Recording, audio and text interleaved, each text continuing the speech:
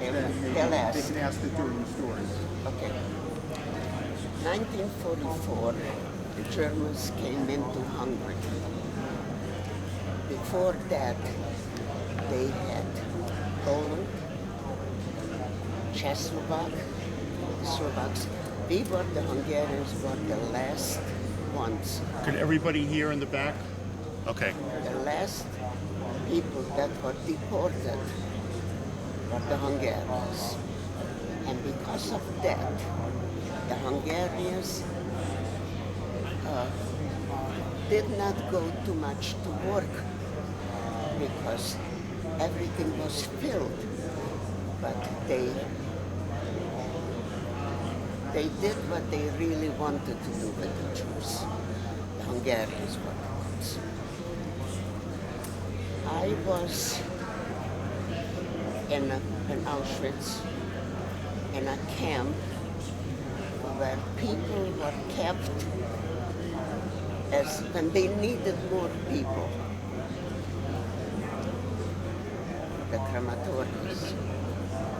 They had our camp where I was. They were selected. The Germans came in to the camp Auschwitz whenever they needed more people, more Jews. They came and selected us. And that was the death camp, that's what they called it, because very few people remained alive from that particular camp. When they needed for work, that was when they arrived. Men were separate and the women were separate. So they needed workers. They went and they were selecting. Also, when we arrived in 1944 in May, we came in on the train and we arrived to Auschwitz-Birkenau. They told us to go, the young people should separate, the mothers with the youngsters should go separate because this way they have more of a chance to be alive. When we got there, I held my mother's and my sister's hand, and I told them that I was 11 years old. Mengele, he was the butcher. The dad, he was the one who selected to live or to die. And when I came in front of him, he pulled me away from my mother's hand and asked me how old I am. I said, I'm 11 years old. He looked at me and said, you are lying, du lügst. They wrote me up that I'm 16. And I think that was part that I remained alive.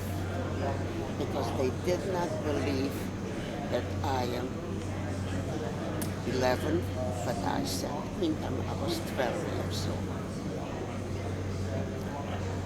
And that was the last time I seen my mother. I did not even see that they separated us.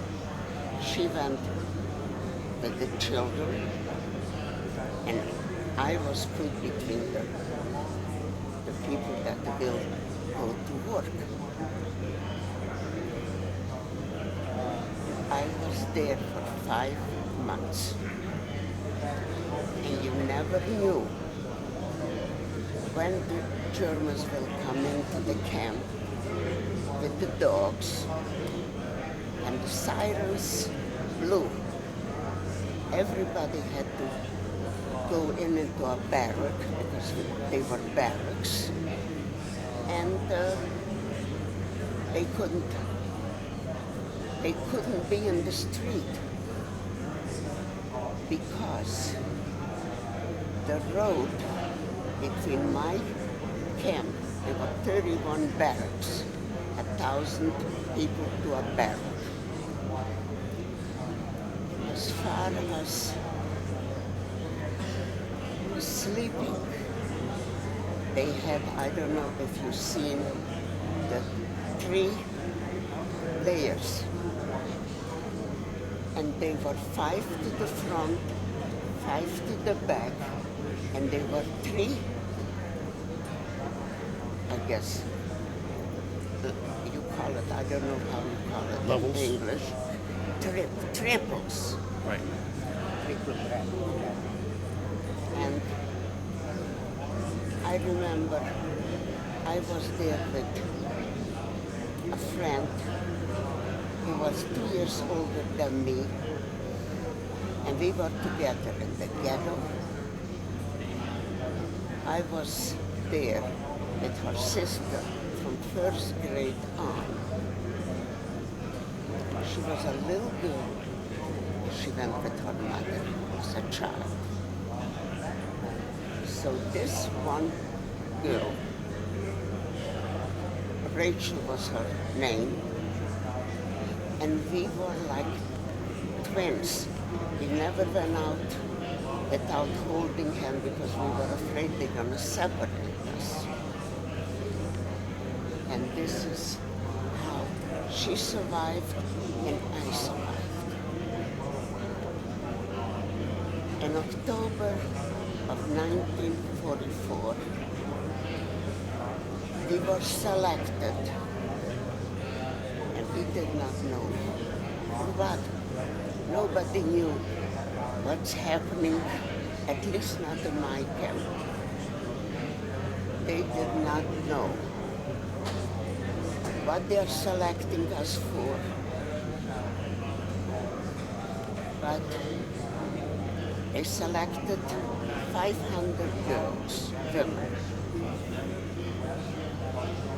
And they let us sit for a half a day, half undressed, waiting what they're gonna do with us. And what they did, they sent us to a working camp. That was the first time that I felt safe, because the other things what they did for the selections, the gas chambers. And I was in Nuremberg. They sent us. I was 3 months in Nuremberg. Then they bombed Nuremberg because it was factories that made munitions. And when they bombed us out, we didn't have no place to sleep no more. The bunkers weren't big enough. And they sent us to another camp where we got the 500 girls were in a closed building that we were just locked in on one floor. And as far as anybody to know what and where we are going, what will happen, nobody knew. When I smelled the odor, I did not know what it is. So I asked somebody who was longer in that camp, I said, what is this smell? He said, you know the hair that they cut off, they shaved off everybody, they're burning those hairs. We never knew that really what they are doing with that in the crematoriums, because the camp that I was had one on one side and the other on the other side. And they, during the day, there was a little light smoke was coming constantly. At night, when they were really getting rid of the people, we weren't allowed to be outside. We were locked in that bank. So the crematorium, if I can interject, was an oven, The right? crematorium was that they were Burning. gassing. Oh, the crematorium was, Gassing they gas them, and they take the burning. dead bodies and they put it into this oven burning. Yes. And that's the smell, They- the smoke was bodies, burnt bodies, ash. And the smell was horrible. But we didn't know, and I think that we were glad that we didn't know who is being burned there. Because a lot of people wouldn't want to live. I thought as a child, I was 12 years old, and I thought as a child that I'm gonna go home when the war is over, and I'm gonna find my parents, my friends. I did not even imagine that they're not alive now. Because nobody talked about nothing, just when the Americans will come in, they were bombing already, and when the Americans will come in, we're gonna be free, and we're gonna go home. And home means parents and friends. I had a very rough time when the Americans came and freed us When was that? in 1944 in April. 45. 45 in April. The Americans liberated you. Liberated us, and I thought that we're gonna go home. But you were in Germany at the time, Yes. and you were living in in the that, easternmost part of Hungary. Yes, that was when we got deported to the ghetto. Because when the Germans came in, the 19th of March, 1944, and within 3 days, they told that the Jews have to put on the yellow star. They should be known by everybody in that little town who is the Jew, because we had a big yellow star. And we were in the ghetto for 3 weeks. After that, they shipped us to Auschwitz. And you were on a train to go to Auschwitz? Cattle cars. Cattle car. And how many people were in each cattle car? Everybody had a little space, a little corner, because there was no running water and there was no toilet. So what did you do? You weren't interested how many people. Right. You were more interested, where are we going? What is going to happen to us? So they realized. Okay. Right. They realized that the people thought that they need workers. The young people are gonna work. The older people are gonna cook and take care of the youngsters. And I believed in that until 1945, when I was freed. Then we started to hear afterwards, especially from Auschwitz, very few people remained alive in Auschwitz. So as far as you know, your sisters and your mom were in a different line. They got were out. separated Right. when we got off the train. So basically what happened to them is they went straight to the gas chambers the minute They they got went, off the train. there was a little wooded area. And I thought that I seen my mother in that little wooded area. And I wanted to run to her. So German came and smacked me. Stay there. You don't go in there. He didn't know what it's all about, Right. what it is. But I think that before they went to the gas chambers, they were waiting in that field, food and that. And could you discuss the left versus the right, what that meant? Yes. The selection. The left meant, The man said you have to go to the left or the right once he said when yes, you got to the front. the doctor pushed me toward the right, Right. where my mother and my sister and my relatives went to the left. And Mengele was right in the middle So on basically, a if they chair. selected you to go to the left, that means death. Yes, If they selected you to the right, that means that you went for work or holding period. the holding period was Auschwitz. Right. So everybody that went to the left went straight to the gas chamber. They were killed immediately. Yes, that night. Did you know if Could you speak did you know if you were selected to go to the left that you were going to die? No, Did not know. no. We didn't know nothing. They didn't allow us to know anything. Even the gas chambers were right in the corner of my camp. We didn't know what was going on.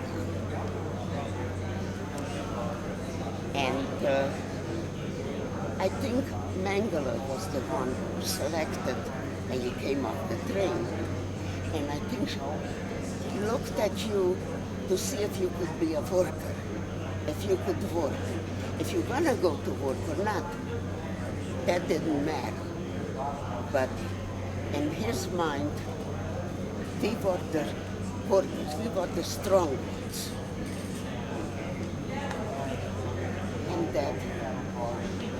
And that was my story. How I remained alive at age 12 in a death camp. Somebody watched over me.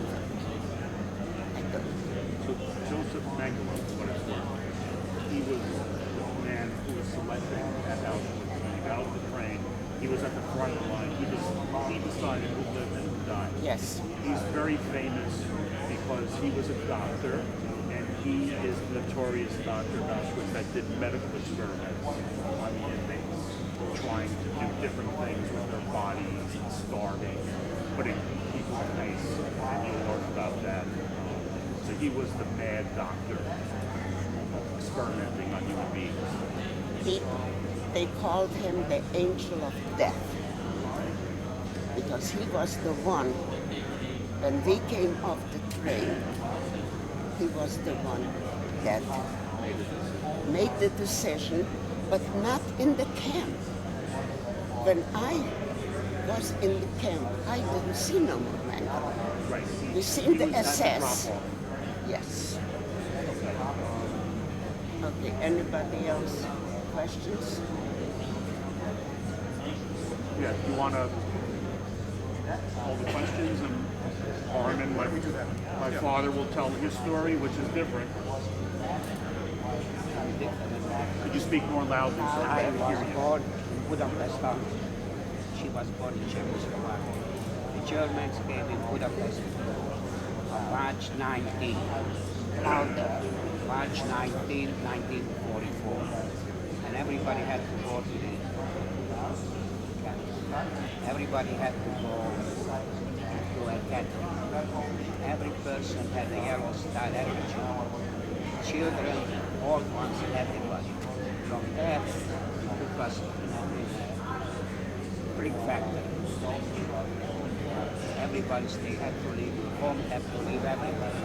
In the brick factory, they took us to the train. Everybody, maybe 50, 60 people, most of the women. I don't know what happened with them, but we had no toilet, anything. They took us to Auschwitz.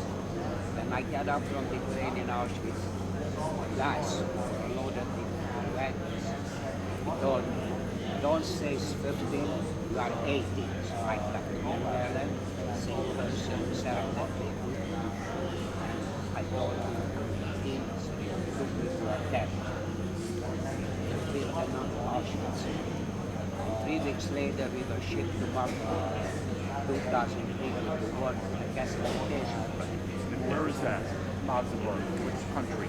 Germany. German. So you were in Hungary. I from Armin Day. Auschwitz is in Poland.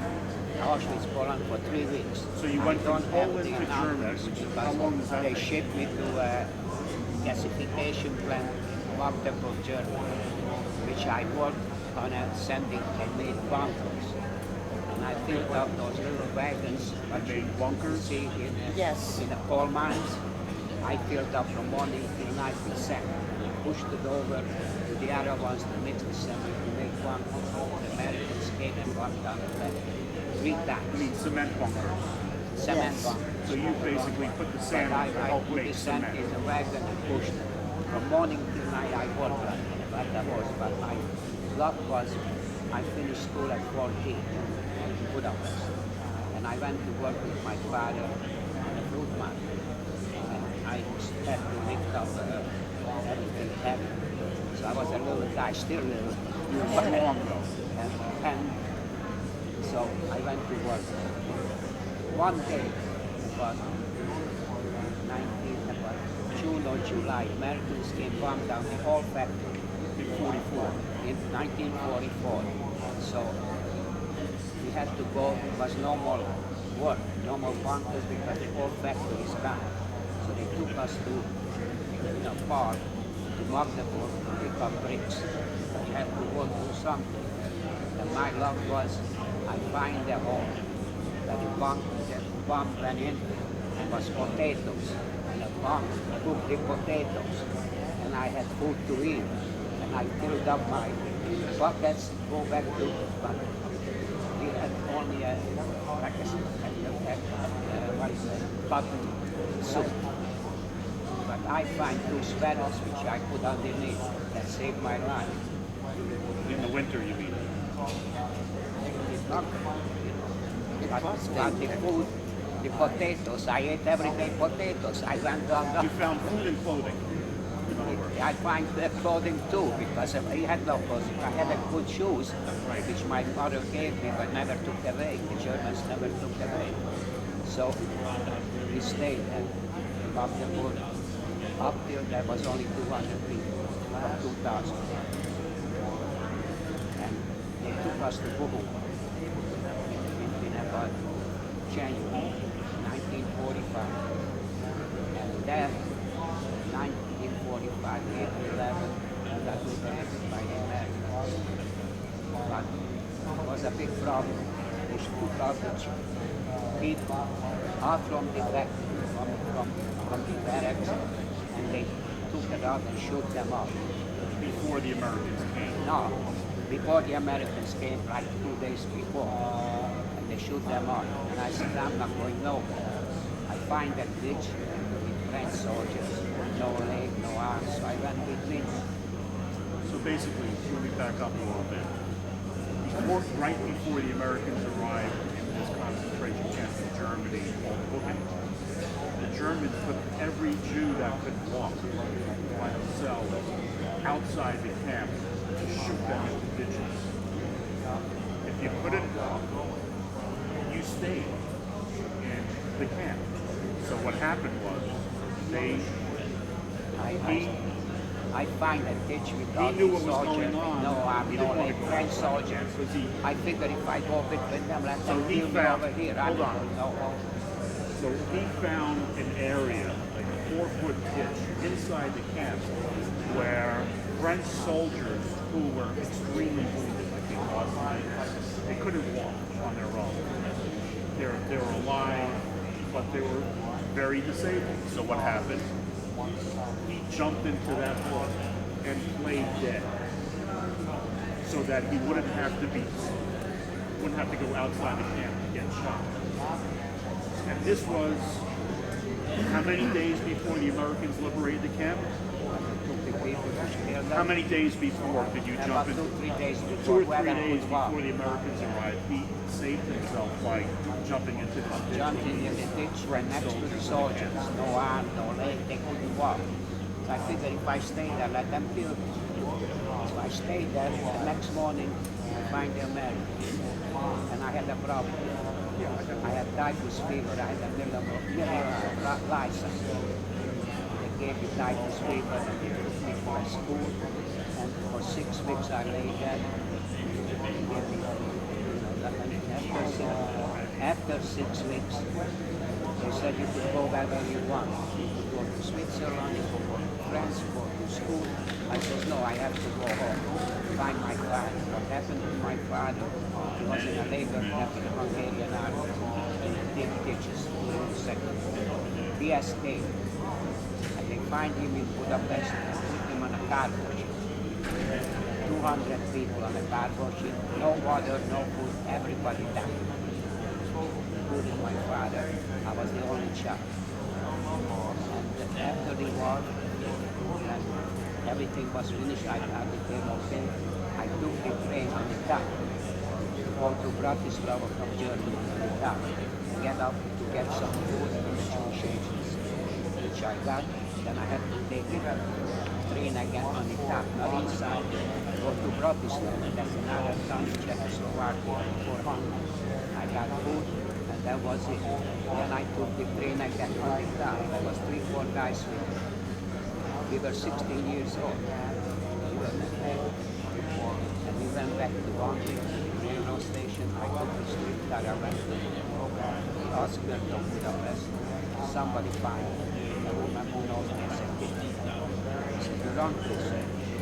So my uncle, I met my uncle. I had 2 uncles. One was a partner to my father, and the other one, he didn't want to take me because of the responsibility.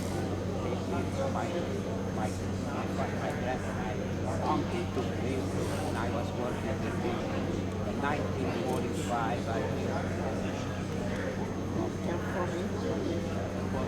worked with him in 1949 on the market selling the fruit, vegetables, and comes in 4 o'clock. It was an open-air fruit market. Yeah, Yes. Yeah, so I A lot of was stores. selling that. At 1949, I had another problem. 48, Washington Post. This is after the war. Let's stop. Does anybody have any questions, comments?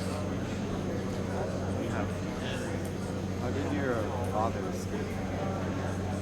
He wasn't in the camp. He was working on a labor camp for the Hungarian army. He escaped from there and went to Budapest, and they caught him. And they put him on a cargo ship. He died in a cargo ship. So I was the only child.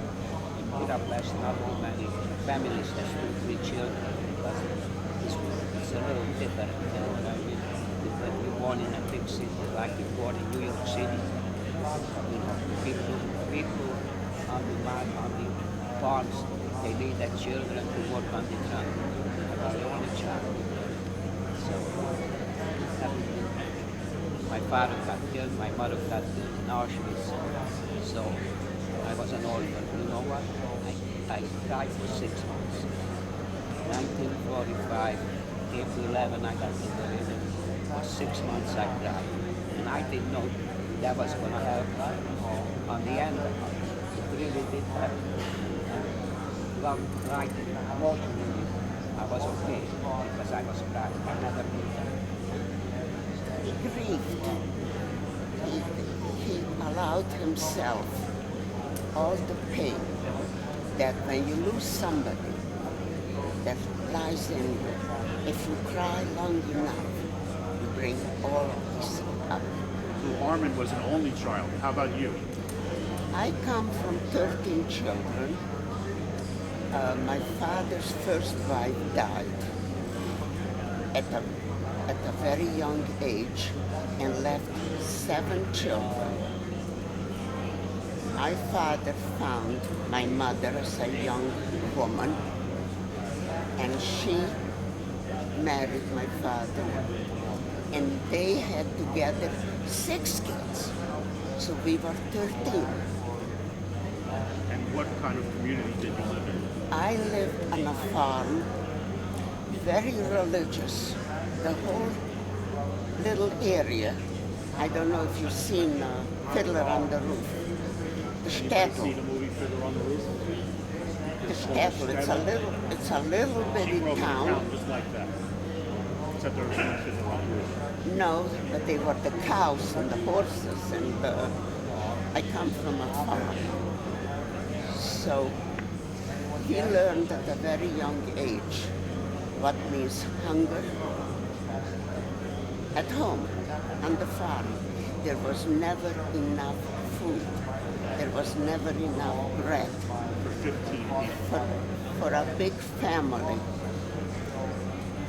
So my two older brothers, my half-brothers, came to America after the First World War. The younger children stayed there because they wanted to bring out my father. And what they said, my father said, I have a little America here. Why do I need to go to America? So people chose their home that they grew up, that they made a living, even if it was very hard. My father was 64 years old, and he went to camp, and they let him work, I don't know how many months, and then they killed him. My mother went right away to the gas chambers, the same night, and we arrived. My sisters lived in Budapest. Two sisters survived because they went into working camp and there was no children. But the ones that were born and lived where I was, in that farm was nothing more than growing the food that we need for the winter. That was. So when the Germans came in, I don't think any of us knew what's going on, even then, because the Germans never expressed what is happening to the people that they deport. They thought that these people are going to work. They're going to be working. The old people will take care of the children, and that's what I believed while I was in Auschwitz. 5 months, that's what I believe when I go home. I'm going to find them, because we didn't know what happened to them. Nobody knew, because even it was called the Sonderkommando, who was taking off the packages from the trains that we arrived, and they said, make yourself younger, make yourself younger. Mothers, give the children over to the older parent. This way you're going to stay alive. And that's what we believed, all of us. That because the people who knew what was going on, they were gassed every 2 months. They didn't want anybody should remain alive to be able witnessing what the Germans were doing to the Jews. But there wasn't only Jews. There were Russian soldiers. They were the gypsies. A separate camp was for the gypsies that was connected to our camp. One night, we just heard scream and crying and screaming. They emptied that camp. And they gassed all of the people who were in that camp, the gypsy camp. So that's why you couldn't believe, because nobody knew the real truth until they went to working camps, like my husband. They knew a little more. than we in Auschwitz. Without food. This is what Did happened. they feed you in the camp? This is how they came to that. They, Any questions? Wait, what did you talk about? when the Germans came in to the town that we fought in, we just knew that you have to wear the yellow star. And I asked my father, I said, why do we have to be different? He says, you're a Jew, and the Germans want to send away the Jews into Germany to work, to prepare the bombs, to prepare whatever. It was all Jewish labor. But even he didn't know what is going to be after we finish the ghetto, that we're going to find out in Auschwitz. And that was the most fearful camp in all of Germany, because there was crematoriums in Buchenwald and other places. But the biggest transports that came from Europe, they came into Auschwitz. Which was in Poland. It wasn't Poland, but was German. It was part of Germany at Part the of time. Germany, yes. They invaded. And Next Poland. Empire. Right. and when we, the Hungarians, were the last ones that came from the towns, from the cities, they emptied Hungary as much as they could. Only the big, the Auschwitz, well, Budapest was emptied. I had two sisters in Budapest that remained alive because they were poor. And they looked strong because in Budapest there was still food. If you had money, you were still able to buy milk and bread and whatever else. Was in Budapest, where I came from, there was never leftover from the winter to the spring and summer, because there wasn't enough food. So the people didn't look so strong and healthy. In Budapest, they did, because they had food. And we found out that the most horrible thing in Auschwitz, before even the selections, hunger, cold, because we didn't have no coat,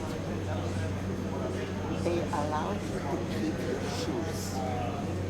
And I had my mother's shoes on, and that saved my toes, my feet, because people were freezing.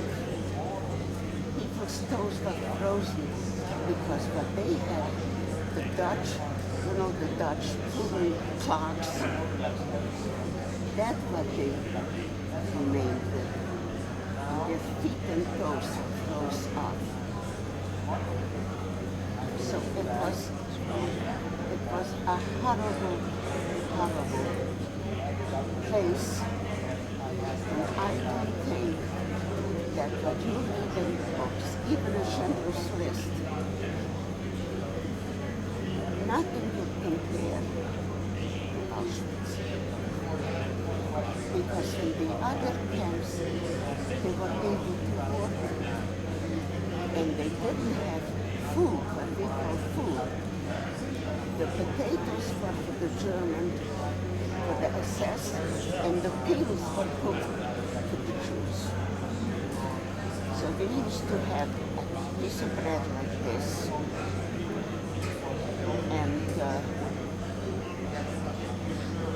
a small, everybody had a little,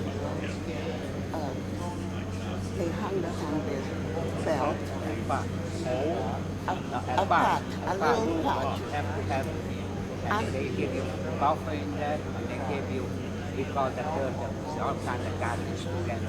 I don't know, maybe sandwich. Even sand too. Even sandwich, I just don't know. And this piece of bread, what is that?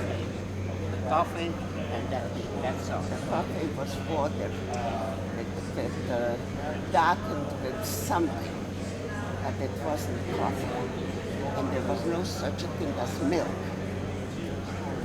So the necessities they gave you because they needed to work.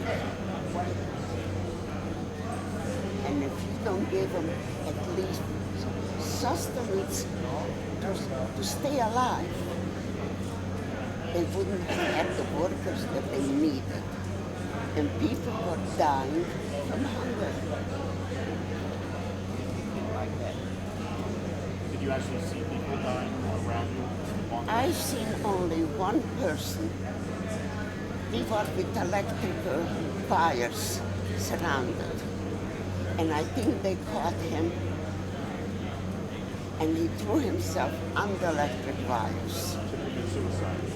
Yes. That electrocuted because they would have shot him anyway, and they would have made an example of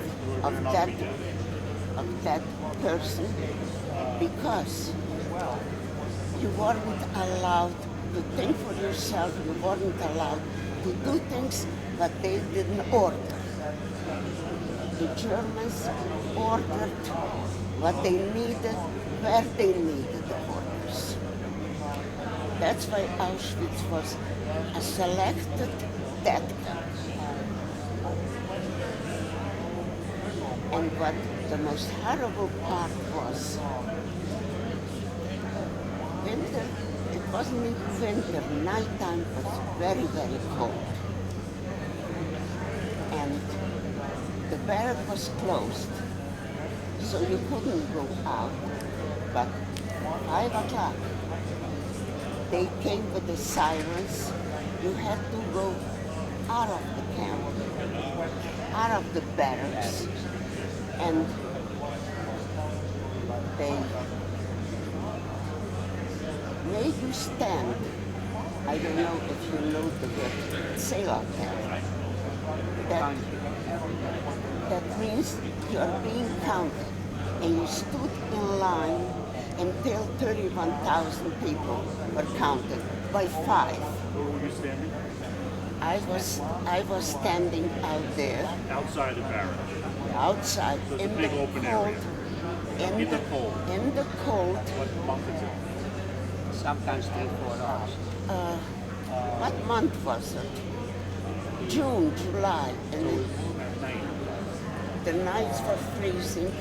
In daytimes, Counting was taken care of. What time of day? in the morning, In the morning. it didn't matter. If they woke you up at 5 o'clock, Every day.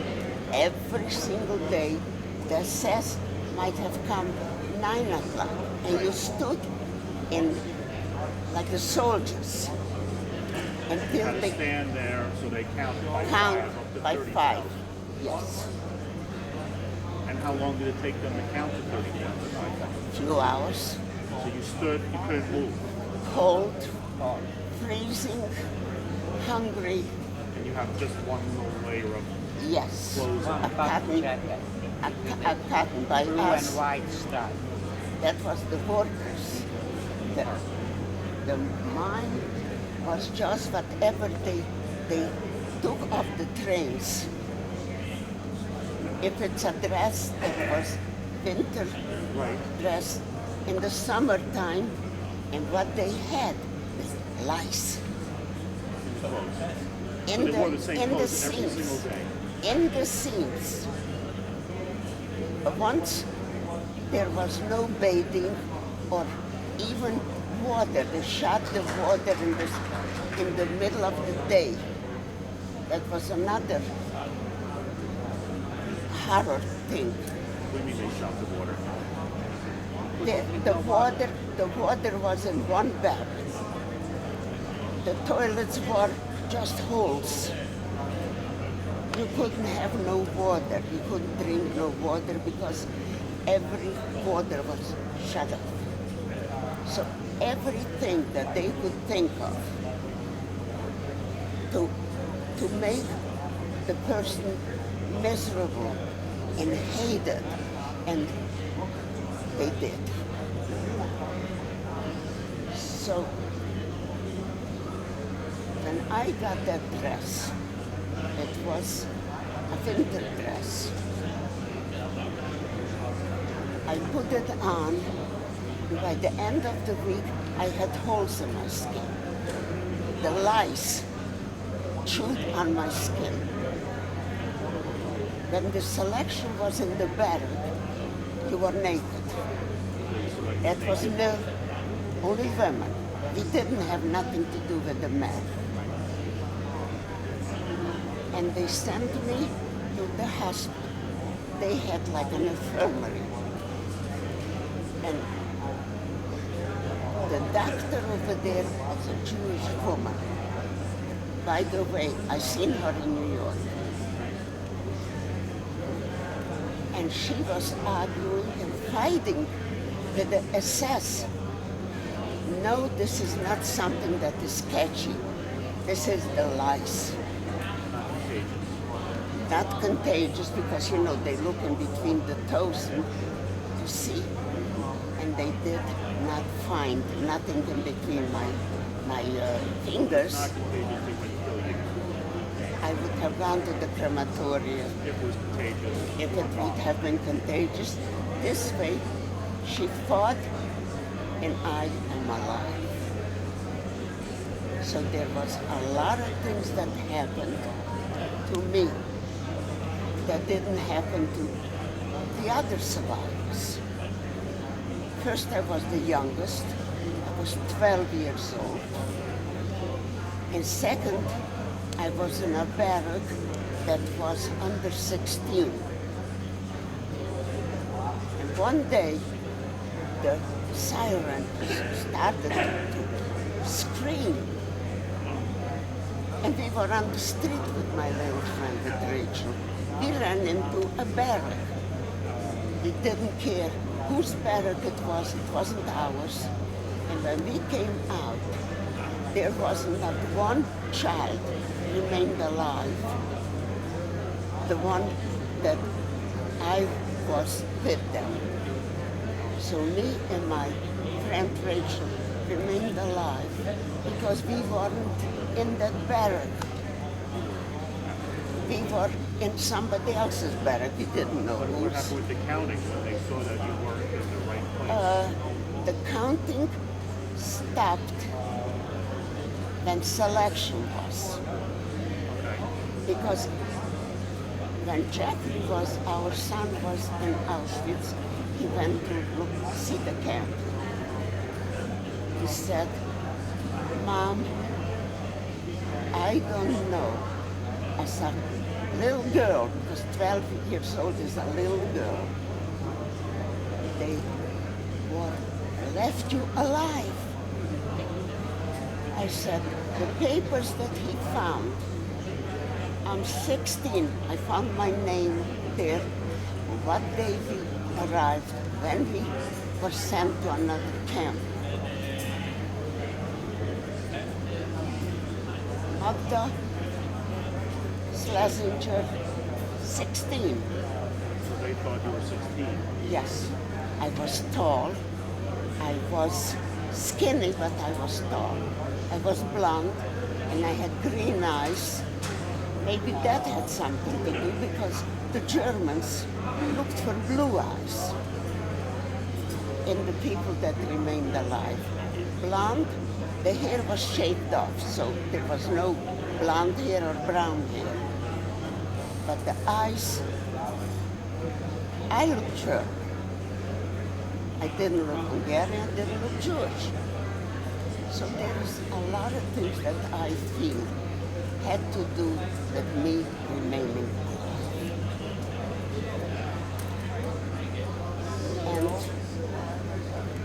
also, I come from a religious family. And Jewish religious. Jewish religious, yes. And my father used to say, there is always tomorrow, hope. He put in hope in me, and that's what I was thinking, that I'm gonna go home and I'm gonna find my parents and my family.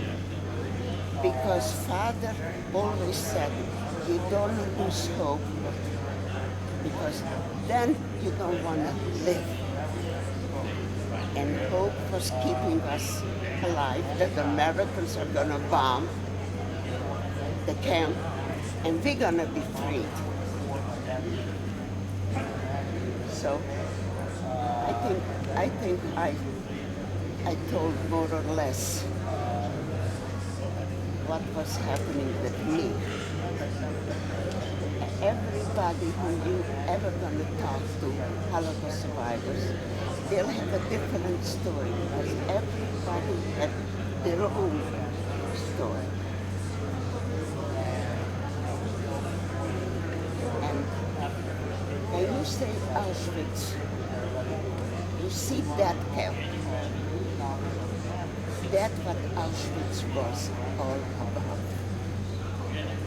People who remained alive was to go to work. The Germans needed work. And people who looked strong, who just came from home, from the ghetto, they looked strong and they were good enough for the work that they needed. And they knew that to say Auschwitz, they did not believe that a kid my age survived. Because the selection in our camp was at least once a week. As the people came How many people you think died a day in Auschwitz? killed, not Killed. died, Murdered. killed, murdered, How many? in the thousands Thousands of The days. millions. and the millions after. But from this lager where I was, that was the sea lager. That was the selections. From there, the others were selected for work. He was 3 weeks in Auschwitz,